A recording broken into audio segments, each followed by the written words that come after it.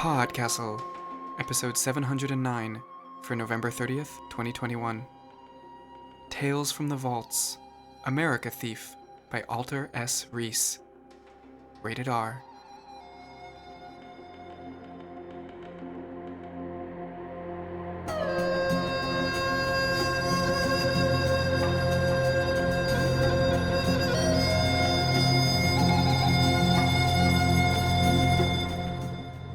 Hello, and welcome to PodCastle. I'm Hamilton Perez, a writer, podcaster, and part-time tower guard at the Flying Castle for more than 4 years now. This year in particular marked the first time one of my own stories has played through these great halls, and upon reaching that achievement, I've been looking back to the stories that first called me to these ramparts. The kind of stories that made me forget I was reading or listening, and just put me there, into the story, with characters that were compellingly real no matter what magic or fantasy world they lived in. PodCastle is very proud to present another Tales from the Vaults, America Thief, by Alter S. Reese, originally published in Strange Horizons. Alter S. Reese is a scientific editor and field archaeologist. He lives in Jerusalem with his wife, Naomi, and their son, Uriel, and enjoys good books, bad movies, and old-time radio shows. Alter's work has appeared in Strange Horizons, Fantasy and Science Fiction, and Beneath Ceaseless Skies, and his first longer work, Sunset Mantle, was published in 2015 by Tor.com. Our reader this week is John Mishna. John Mishna is an actor, illustrator, and screen printer living in Pittsburgh, Pennsylvania. Now, put on your best suit, pour yourself a drink, and enjoy the story. America Thief by Alter S. Reese. I looked across the back seat of the Lincoln at Siegel, and he flashed me one of his movie star smiles. He was smiling because there was a chance that he'd shoot me before the night was out. Not that he had anything against me personally, but Siegel liked killing people. His name was Benjamin. To his face, people called him Ben, and when he wasn't around, people called him Bugsy, because he was a mean crazy. My name was Beinish, and people called me Benny when they wanted to be polite. When they didn't, I was that nut Newman, because I thought that I could do magic. That they'd call me to my face, to my elbow, and to any other body part they wanted. Bugsy wasn't going to kill me that night, because while they thought I was crazy for thinking I could do magic, sometimes people needed me to do magic for them. Siegel had told the driver to take us up to Lindy's at Times Square, so I had a pretty good idea of who wanted to see me. I wasn't wrong. He was sitting in his usual booth, tall, thin-lipped, with a big smile and anxious eyes. The man uptown, Mr. Arnold Rothstein. "Hey, Benny," he said. "Step up, have a seat." I stepped up, and I sat down. There was the usual crowd at the table. Mostly Jews, but also Irish and Italians, even a colored fellow. Rothstein wasn't picky about his company, not that way, and he needed to have people around him wherever he was. Me, I'd have rather not have been there, but not because I hate Mix or Dagos. See, it was a Friday afternoon, and since it was winter, sunset was coming on, which was a problem because I had agreed to go to a Sabbath dinner at my parents'. I didn't mention this because I had a feeling that Rothstein wouldn't care about sunset, the Sabbath, or the sort of headache I got after a fight with my old man. A waiter brought over a steak for me and told Rothstein he had a call. The man uptown went off to talk business, and I chowed down. Lindy's was the furthest thing from kosher, but despite my parents' best efforts, I didn't care about that. If I had, I might have missed out on a damn fine steak. I was halfway done when Rothstein came back to the table. "So, Benny," he said, "you want some work?" I chewed, I swallowed. "That depends on what sort of work," I said. "The sort of work that means you see another day," said one of Rothstein's friends, an ugly Irish guy.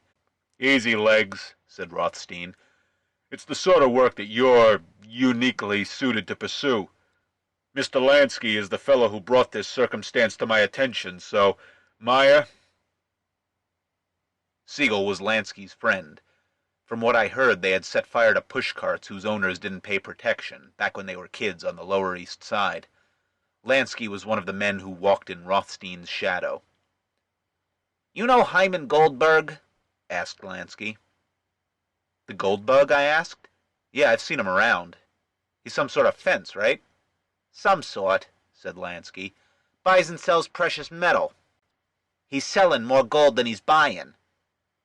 "A fence," I said. "Cheating people?" "Funny," said Lansky. "The gold he sells checks out. We've had it tested." I looked over at Rothstein, who gave a little nod of his head. If there was anyone in that crowd who could secure the honest cooperation of an analytic chemist, it was Rothstein. "Goldbug's dad," said Lansky, "owes me money, which is how I found this out. Julius Goldberg is making his payments, and he's not earning enough to be making them." I knew the Goldbug because his family went to my father's synagogue. That Yiddle Goldberg had borrowed money from Lansky and couldn't pay wasn't a huge surprise. There were 8 kids in that family, and Yiddle was a good enough salesman to support one kid who didn't eat much and never needed new shoes. "So," I said, "you think that Goldbug is making gold out of nothing?" "Lead," said Rothstein. "He buys a lot of lead." I looked around the table. Most of the people there weren't paying much attention. Lansky looked a little embarrassed, and Siegel shook his head. "You want me to find out if Chaim Goldberg can turn lead into gold, or if he's running some sort of scam," I said. "Of course he's running a scam," said Lansky. "I want to know how he's doing it." "My friend Meyer is unfortunately narrow-minded," said Rothstein. "I am willing to entertain the possibility that he's getting his gold through means that are not generally considered possible, which is why I have entrusted this task to your care." "So you want me to find out where Goldbug is getting his gold from," I said. "And?" "No and," said Rothstein. "Just that. It's a simple job, and I'll give you $1,000 for doing it." "$1,000 is a lot of money, Benny," said Legs, putting his oar in. "Lift things up a little. Show your girl a good time." To the extent I had a girl, it was Rivki Krantz, and there was a limit to how good a time I could show her, as she was in prison. Either Rothstein knew that, or he just didn't like it when Legs pushed himself in where he wasn't wanted, because the look he gave the Irishman wasn't entirely complimentary. "In any case," he said, turning back to me, "that's the proposition. Interested?" If I wasn't interested, there'd be problems. Arnold Rothstein isn't a guy you turn down without a good reason. And hell, $1,000 was a lot of money. At some point during the conversation, the waiter had replaced what was left of my steak with a slice of cheesecake, so I dug into that. "It's an interesting story," I said, when it was clear they were waiting for a response from me. "I'm interested." They had nothing else to say, so I finished my cheesecake and headed for the door. Siegel was waiting outside. "Give Rothstein an answer, and quick," he said. "None of us wants to waste time on this craziness." Siegel had dropped into Yiddish to find the right word for craziness. First time any of them had said anything in Yiddish. It seemed that the whole conversation had gotten under Siegel's skin. It had gotten under my skin, too. Siegel went back inside rather than driving me back out to Brooklyn, so I paid my nickel and was rattled and battered as the IRT made its clattering way out to Brownsville. When I started studying magic, it seemed like a ticket to a world that wasn't supposed to belong to people like me. Now I was running errands for gangsters, which was exactly what was expected of people like me. It didn't put me in the Sabbath spirit. There were a couple of cops waiting for me at the Saratoga Avenue station. They didn't help my mood either. "Come on, Benny," said one of them. "We're taking you in." "I didn't—" I started, and he lifted his billy club. I went. 4 weeks, nobody comes to visit. The one day I want to go visit my folks, everyone wants to talk to Benny Newman. They bundled me up into a car and drove me over to the station, which was a madhouse, it being Friday night. Hookers yelling they hadn't been hooking, stuss dealers yelling that they hadn't been gambling, religious guys yelling that it was Friday night. Me they didn't take to booking, so I didn't have a chance to yell about anything. Just a quiet concrete room with a quiet man sitting behind a desk. They sat me down, so I sat. Neither the detective nor the uniform said anything, so I didn't say anything either. It's a game that cops like to play to rattle people. I'd prefer cards, maybe even chess, but cops aren't good at playing games more complicated than the not saying anything game. "Benny Newman," said the detective, finally. I was tempted to say something smart, but that would earn me a club to the back of my head, and wouldn't make the cop any smarter. "Yeah," I said. "I got a club to the back of the head anyway." "Show some respect," said the guy who hit me. "Yes, sir, Mr. Officer, sir," I said, which got me another shot, this time in the ribs. That one I had been expecting. "Easy, boys," said the detective. "You're a con man, Benny. You're a thief, and you associate with criminals of the worst type." That last part was true. I mean, these guys behind me had just committed assault, and the guy behind the desk was slandering me. I didn't agree because I didn't want them to do it again. Slander hurts my feelings. "What do you want from me?" I asked instead. "Tell Rothstein that the kid can turn lead into gold," he replied. "He wants to believe it." That was interesting. "Okay," I said, "sure." "I am sure, Benny," he said, standing up. "Do you know why I'm sure?" Because being not sure required enough brains to think something, and also think that it might not happen. "No idea," I replied.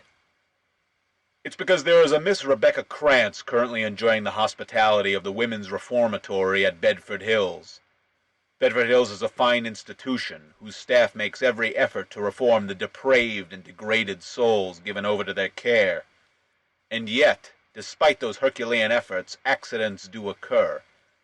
If you do not tell Rothstein that Hyman Goldberg can turn lead into gold, an accident will happen to Miss Rebecca Krantz." I looked across the table at the detective. He was wearing a shoulder holster, badge clipped to his belt where I couldn't see the name. Brown blonde, thinning hair, bit of a gut. An American, born in America. He probably had a dog when he was a boy. He was playing with me. A man doesn't talk like that unless he's having some fun. I thought of a few things that I could say to him, thought about them again, and said nothing.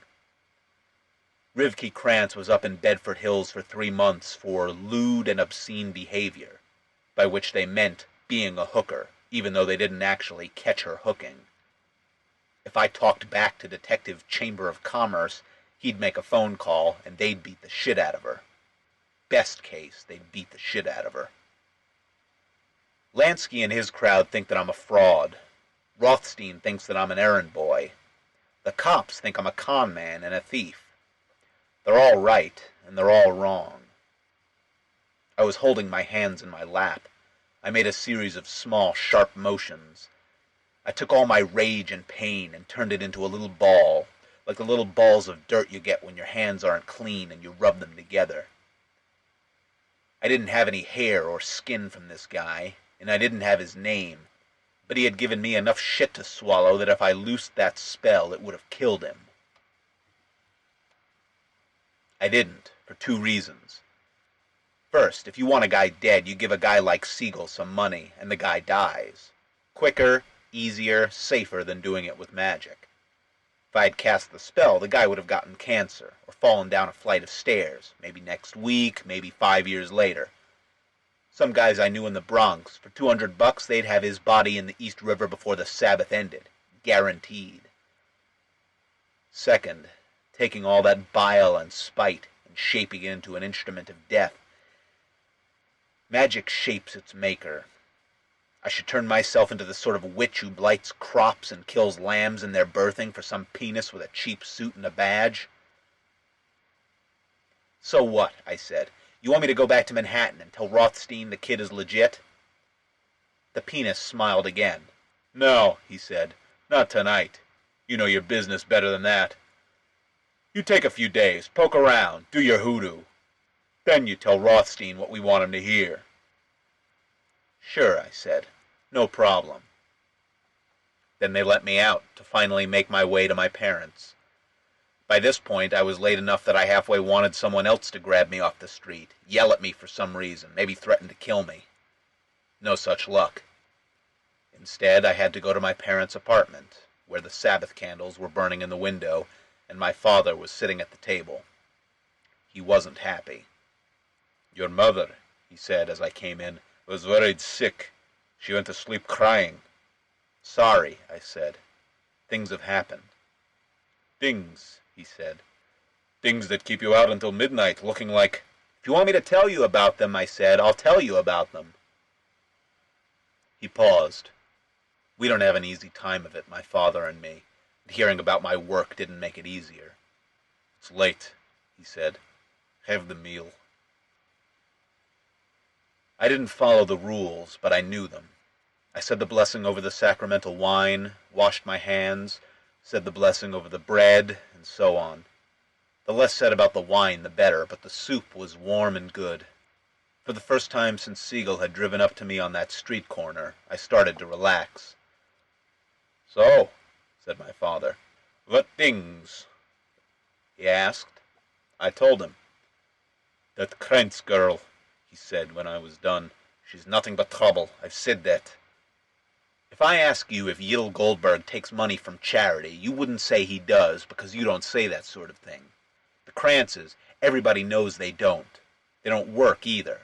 So Rivki does what she does. "And work in a factory is too good for her?" "I tell you what, Pop," I said. "You try and feed 3 people on what a girl can get in a factory, and you can ask that." He never liked it when I called him Pop. He also never worked with his hands for a day in his life. He was a rabbi, and while that didn't pay much, it was better than factory work. "And you can't give her enough from your money?" "When I have extra, I try," I said, "but she—" "But all your money it goes for to make magic." Unlike most people, my father believed I could do magic. He also believed that I was going to hell for doing magic, but I'll take what I can get. "If I didn't make magic, I wouldn't have any money coming in," I said. "And the factory is too good for you also." "You know what? A factory is too good for me also. A factory is such a good place that I can't walk into it. That's why I do what I do." He sighed, shook his head. "So what are you going to do?" he asked. "Do?" I said. "I'll look around. Maybe this kid is legitimate. That'd make everybody happy." "You don't think he is?" I shook my head. "Making gold out of lead, it's hard to do. An expert, maybe, but a kid who's taught himself? No, not possible." "And it's important for you to tell the truth to these people?" I shrugged. "I don't like lying," I said. "It's good you have principles," said my father. "The problem is that they're stupid principles." I had to smile. "It's not just principle," I said. "Rothstein finds out I lied to him. One morning I wake up with a hole in my head." "You were a charming little boy, you know that?" said my father. "Everyone would give you things because you were so charming. You would say your prayers every morning with such concentration. Better we should have stayed in Galicia than to see you come to this." I was 4 when we left the old country. I didn't remember it very well, but I remembered it well enough to know that it wasn't pleasant. "You want I should buy you a ticket so you can go back?" "If I go back, do you come with me?" My expression was a sufficient answer to that one. "So what do you want? I should go to be killed by the Polacks?" "I don't want—" I started, and then shook my head. "I don't need this on top of everything." I headed out of the kitchen for my old room, and my father called out after me. "You think that these problems are things which happen to you, and it's not your fault," he said. I turned and looked at him from the doorway.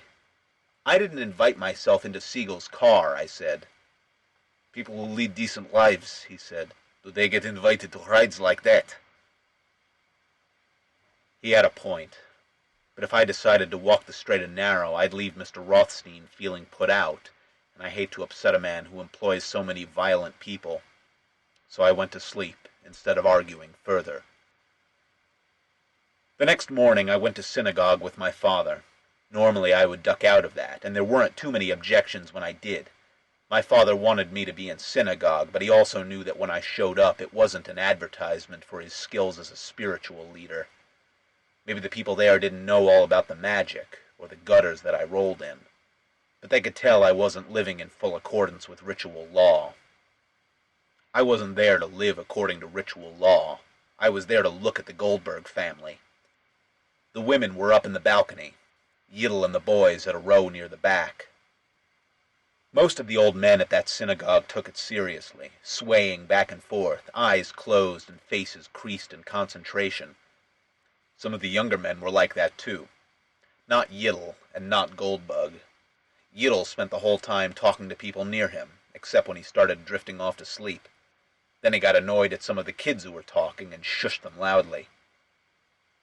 Goldbug didn't talk much, but he also didn't pray much. He just sat there, folded into himself and sullen, in a shirt whose sleeves were too long, and a jacket which was 2 sizes too small.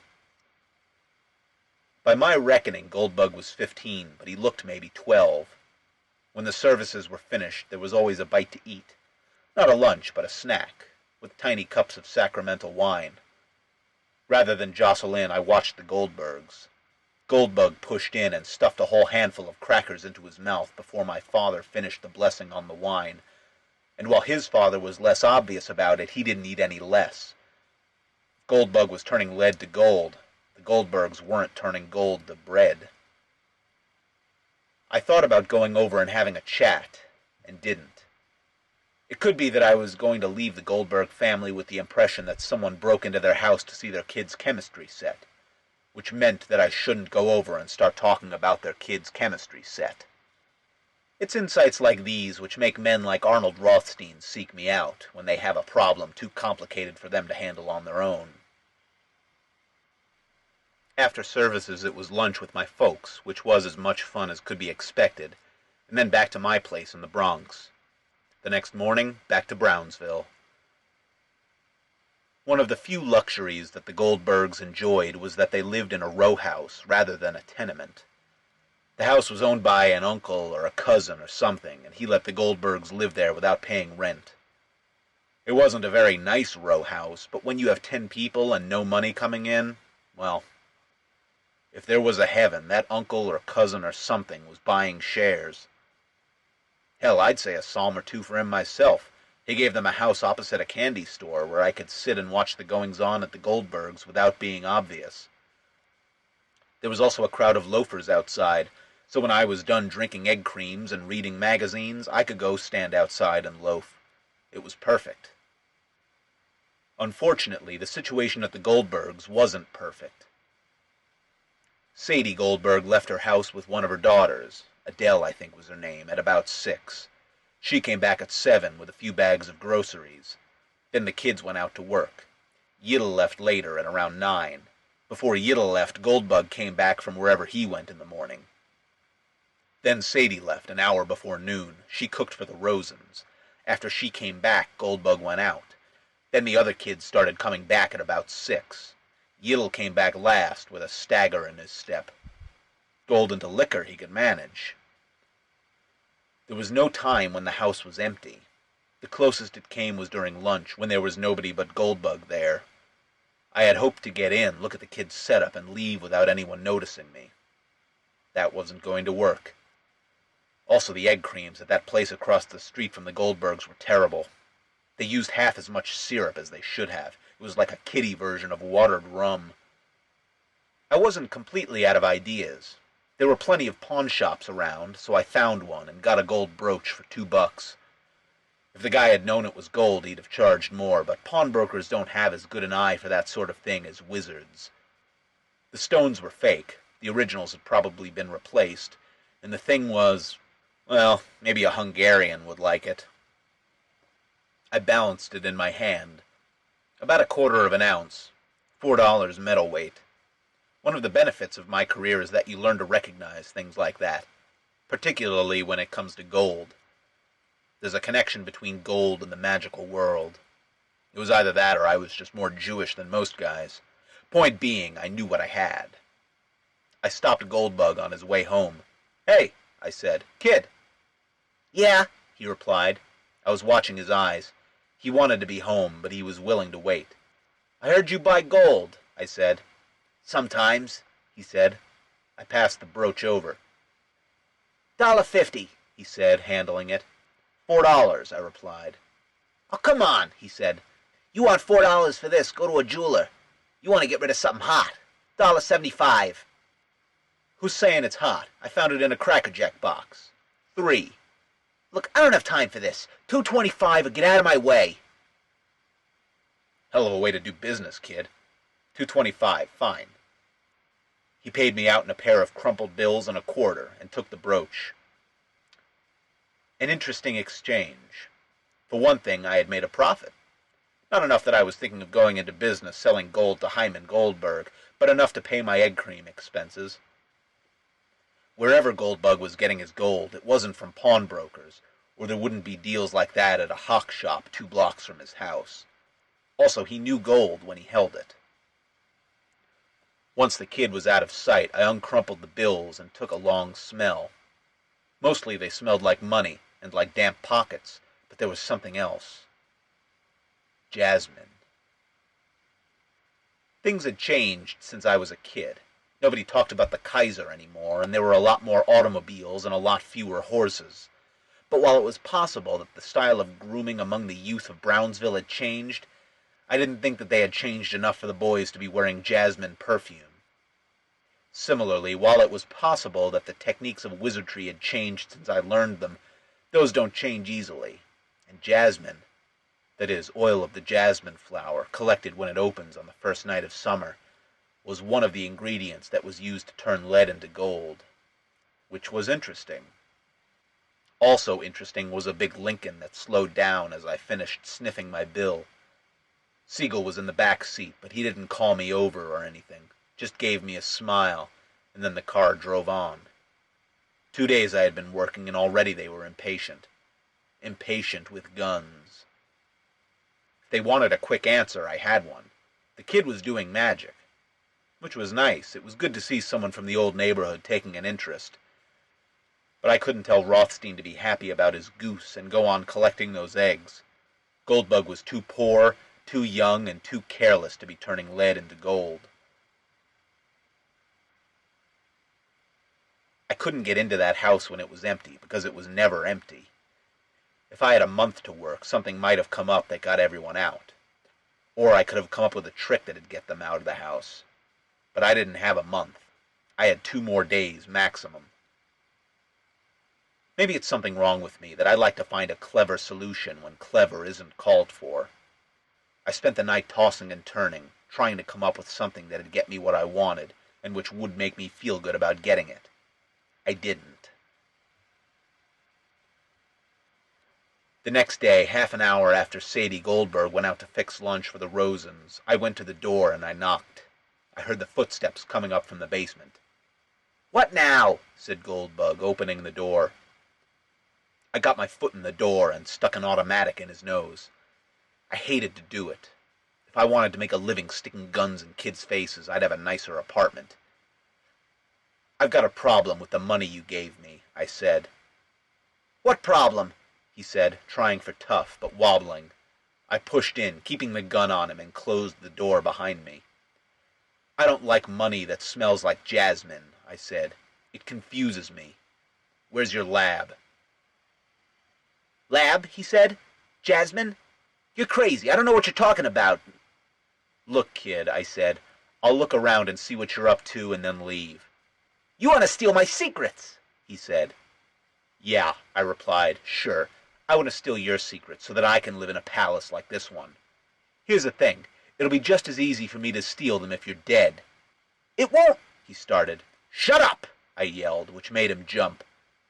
It was like arguing with me from 10 years ago, and I hated doing that. If it had been an apartment rather than a row house, someone would have noticed the noise. Nobody did, and Goldberg noticed that, so he marched down into the basement. Turned out the basement was his room, as well as his lab. A stack of dime novels, flimsy shoes and old clothes, and some tools I recognized. I hadn't been lying when I said I didn't need his help to figure out what he was doing. The tools, the materials, the order in which things were laid out told me what spells he was casting and how the process was supposed to work. There was a crucible and a salamander stove with the channel set up so that... "Where'd you learn?" I started, and then he hit me with a frying pan. Caught me right on the side of the head. I staggered for a second, stars flashing behind my eyes. Goldbug had the pan up again, took another swing. I stepped back. He missed, fell on the floor. "Hero Israel!" I said. He tried to get up, still holding the pan. The basement was underground. I took out my pistol and shot his bed. The bang and the shower of feathers got through to him. He put the pan down. "You weigh maybe 80 pounds. You really want to take on a guy with a gun?" "It's my secret," he said. "I found it. You have no right." I leveled the gun at his forehead. "Right doesn't enter into it," I said. "You come out of the basement when I'm still in the house, I'll kill you." I went back upstairs, put my gun in my pocket, and checked myself in the hallway mirror. I looked a mess. A frying pan, for God's sake. Kids watch too many movies. I had found what I was looking for. I got on a train over to Manhattan. I felt like I had gone ahead and cast that spell on the policeman. Hell, I'd rather have loosed the spell than broken what little privacy that kid had. At least the cop deserved it. Magic shapes its user, and life shapes people. Like my father said, decent people don't get pulled into things like this. I did what I needed to do it. But what would I need to do next time? Not that this thing was done just yet. I got out at Times Square and went over to Lindy's. "Good evening, Mr. Newman," said Rothstein as I came in. "Have you resolved the little problem which I set for you already?" "Mind if I sit?" I asked. "Please do," he replied. "The kid can turn lead into gold," I said, "but it's not balanced."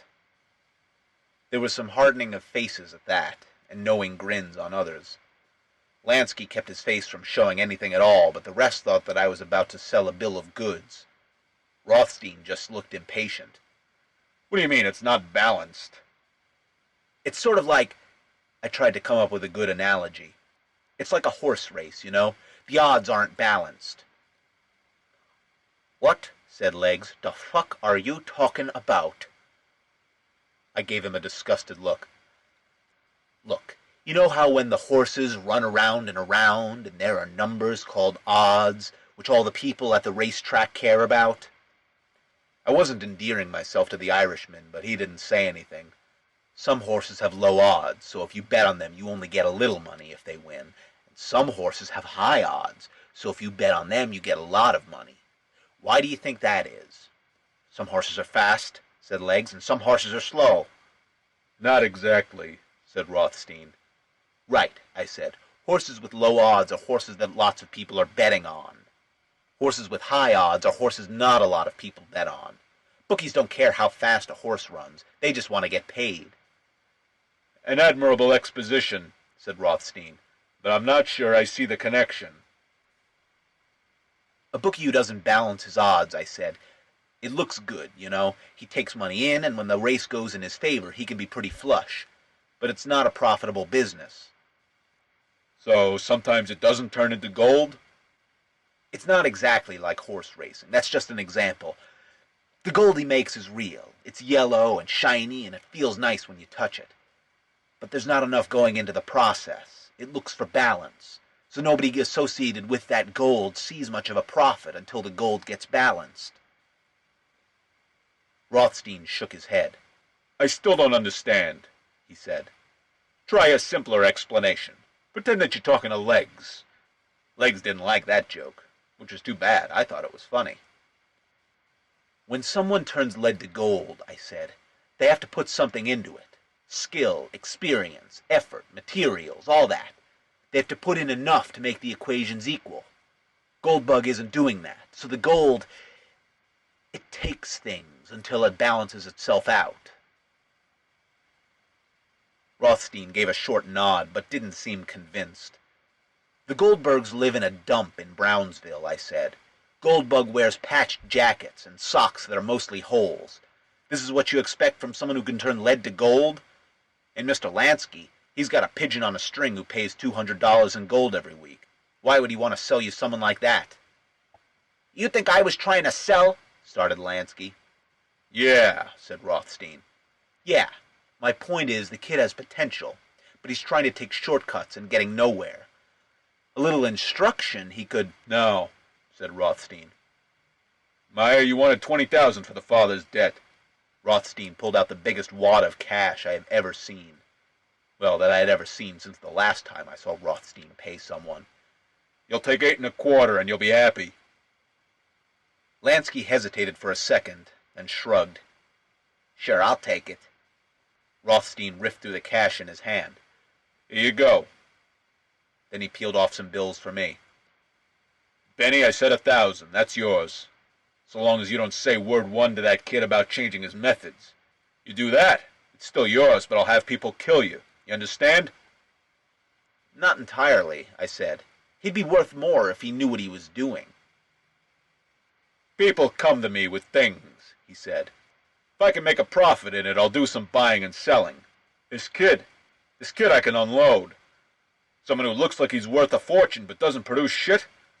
There are 1,000 people to whom I'd love to give that sort of present." Truth is, I did understand. I just didn't like it. "The gold is eating him up," I said. "It's taking parts of him, looking for balance. 5 years, maybe 10 years, he'll be dead." "Buddy," said Legs, "he can join the club." That got a laugh from Rothstein's crowd. "Well," I said, "you own him now. It's your call, I guess." "Exactly," he said.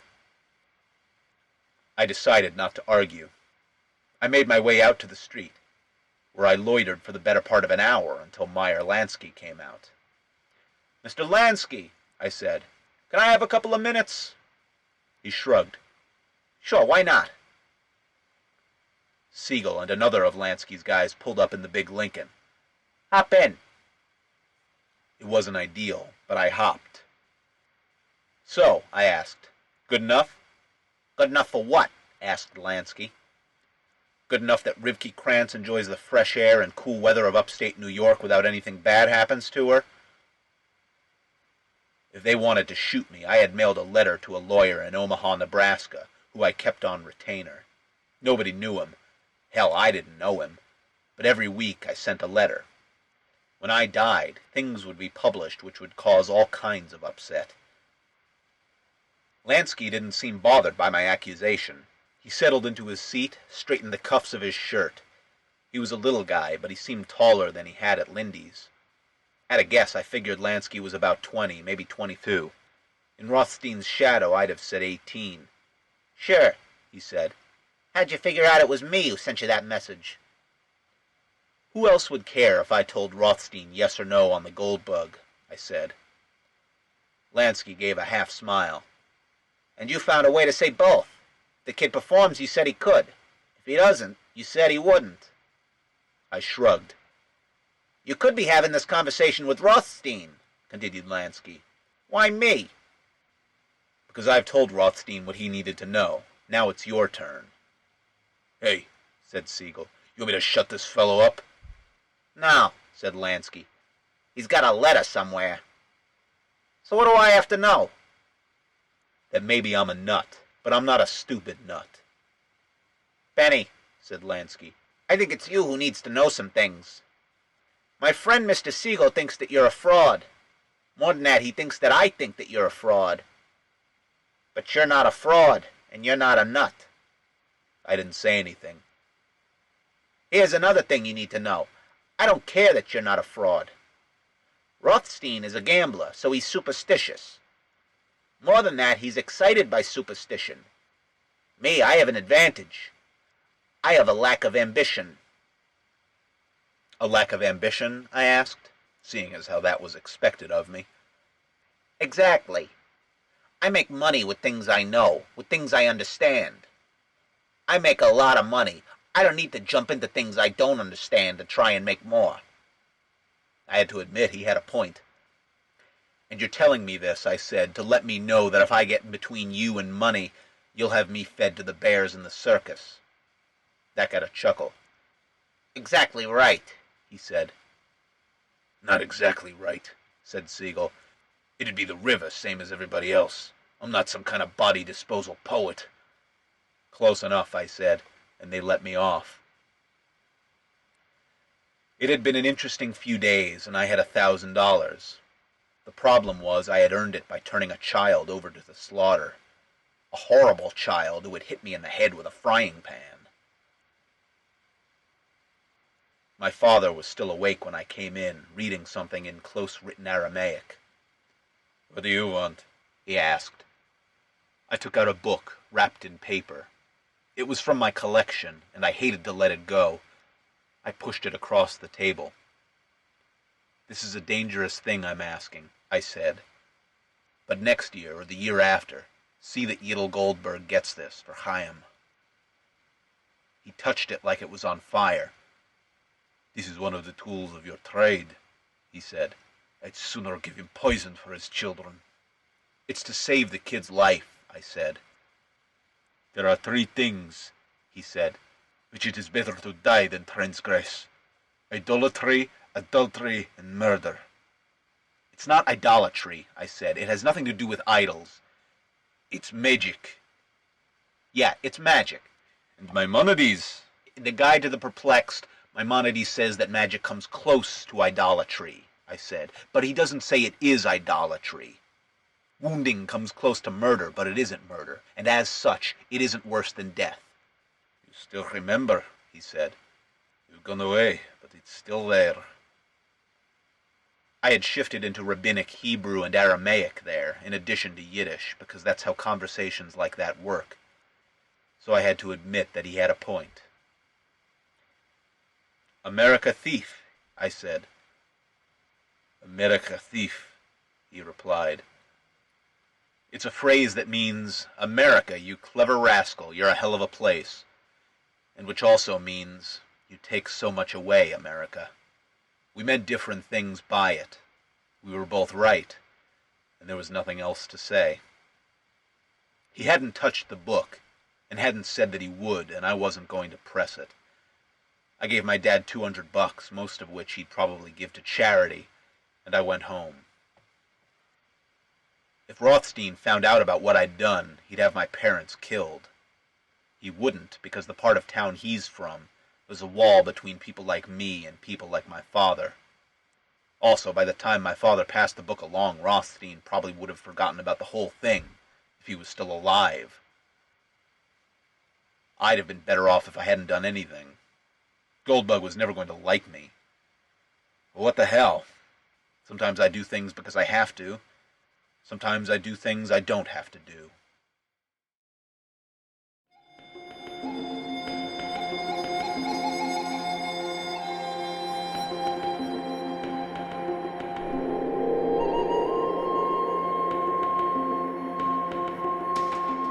And welcome back. America Thief is one of those stories that immediately reminds me of what I look for in fiction. Whether I'm browsing a bookstore or reading submissions hoping to be published here.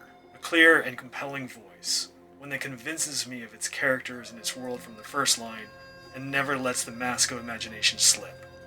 That was our show for this week. On behalf of everyone at PodCastle, thanks for letting us share another story with you. Be sure to share this episode with your friends. Reach out to us on social media, and if you would like to keep up with all Escape Artist podcasts, head to patreon.com/EA Podcast for more. We've gotta fly, but PodCastle will be back next week with another tale. See you then.